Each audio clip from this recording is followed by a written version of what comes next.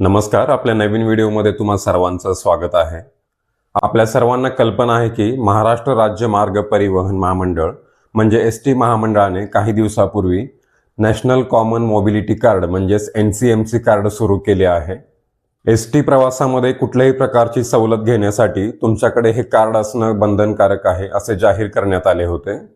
NCMC card काढण्यासाठी 199 रुपये fees ठेवण्यात आलेली आहे आणि जर तुमच्याकडे एसटी महामंडळाचे जुने स्मार्ट कार्ड असेल तर ते परत देऊन 149 रुपयामध्ये हे नवीन NCMC कार्ड मिळणार आहे.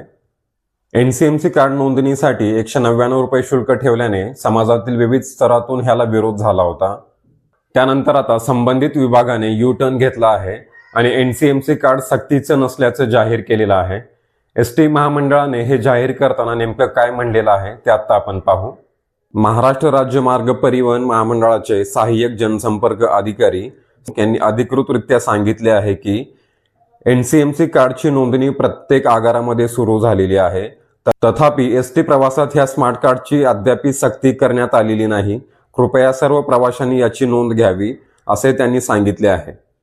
तर एसटी महामंडळाचे सहाय्यक जनसंपर्क अधिकारी यांनी स्पष्ट केलेलं आहे की NCMC कार्डची नोंदणी सुरू झालेली आहे. ती नोंदणी प्रत्येक आगारामध्ये सुरू झालेली आहे.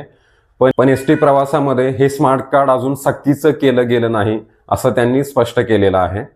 त्याचबरोबर महाराष्ट्र DGIPR म्हणजे माहिती व जनसंपर्क महासंचालनालय यांनी देखील अधिकृतरित्या जाहीर केले आहे की सवलतीच्या एसटी तिकिटासाठी सध्या NCMC कार्ड अनिवार्य नाही. ते अनिवार्य असल्याचा सोशल मीडियावरील दावा खोटा आणि जनतेची दिशाभूल करणारा असल्याचे महाराष्ट्र राज्य मार्ग परिवहन महामंडळाने स्पष्ट केले आहे असे त्यांनी सांगितले आहे. तर महाराष्ट्र राज्याचे जे माहिती व जनसंपर्क महासंचालनालय आहे त्यांनी देखील एसटी महामंडळातर्फे जाहीर केलेली माहिती सर्वांसाठी उपलब्ध केलेली आहे. एसटी महामंडळाच्या ह्या निर्णयामुळे महिला, विद्यार्थी, वयोवृद्ध, दिव्यांग आणि एसटीमध्ये सवलतीच्या दरामध्ये प्रवास करणारे जे इतर नागरिक आहेत त्यांना एक प्रकारचा मोठा दिलासा मिळालेला आहे. एसटी महामंडळाच्या ह्या निर्णयाबद्दल तुम्हाला काय वाटतं हे नक्की कमेंट करून सांगा. त्याचबरोबर ही माहिती सर्वांपर्यंत पोहोचण्यासाठी ह्या व्हिडिओला जास्तीत जास्त शेअर करा. मित्रांनो, तुम्हाला ही माहिती कशी वाटली हे नक्की कमेंट करून सांगा. व्हिडिओ आवडला असेल तर व्हिडिओला लाईक करा, कमेंट करा, शेअर करा आणि असेच माहितीपूर्ण व्हिडिओ तुमच्यापर्यंत पोहोचण्यासाठी आपल्या चॅनलला सबस्क्राईब करा. भेटू पुन्हा नवीन व्हिडिओमध्ये. धन्यवाद.